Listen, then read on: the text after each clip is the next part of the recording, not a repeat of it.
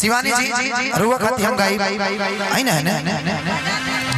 चूंकि अब जब मन ऐसा हो गया तो हम चाहते हैं कुछ अलग ही हो तो ठीक रहे। कि सखिया कि सखी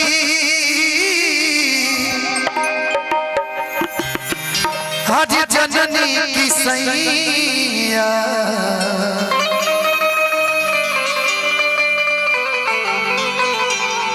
हरे गवैया हवे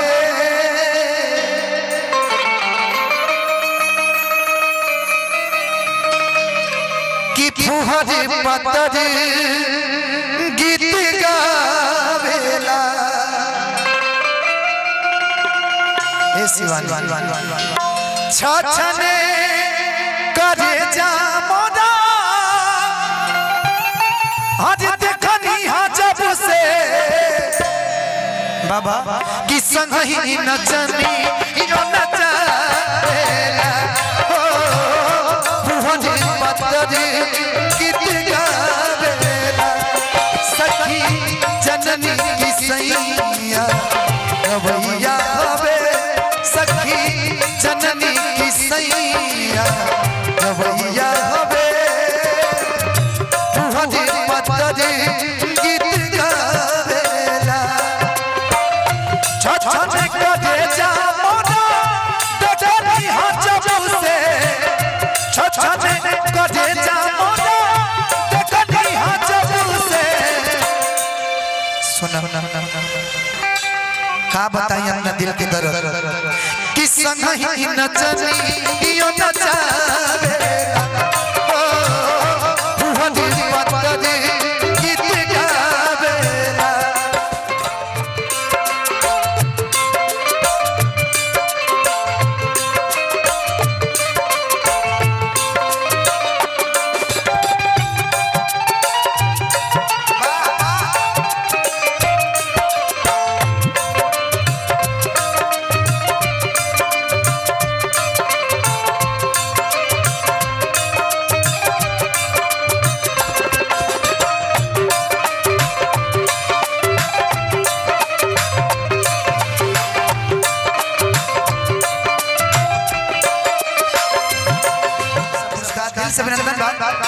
और ये कहा था ना जाने कैसन उनका सरकिल समाज बा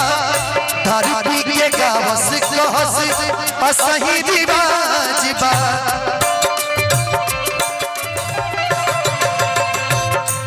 सरजीत भैया ना जाने कैसन उनका सरकिल समाज बा धरती के गावस कहस असही रिवाज बाले मन जब करी लेता हद कहले कि छोड़ दे मन जब करी लेता कहले कि छोड़ दे बेरी बेरी धम की देखावेले कैसो कैसो जिया मोदा रहे छछन के कैसो कैसो जिया मोदा रहे छछन के कि कब न करे जा से लगा दे हो फुहरे पतर गीत गावेले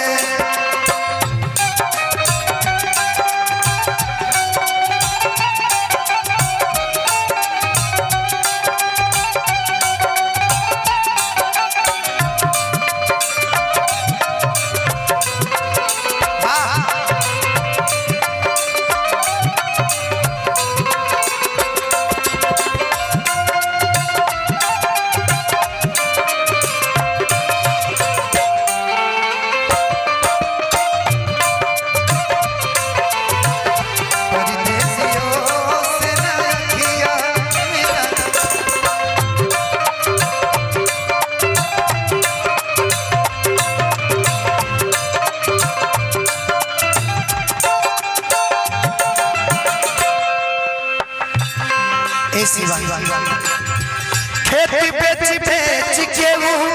कैसे करा बाबूजी के पैसा कूली पानी में बहावेले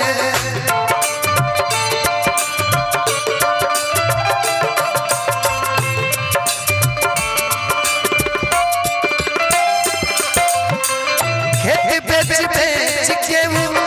कैसेट करावेले बाबूजी के पैसा कूली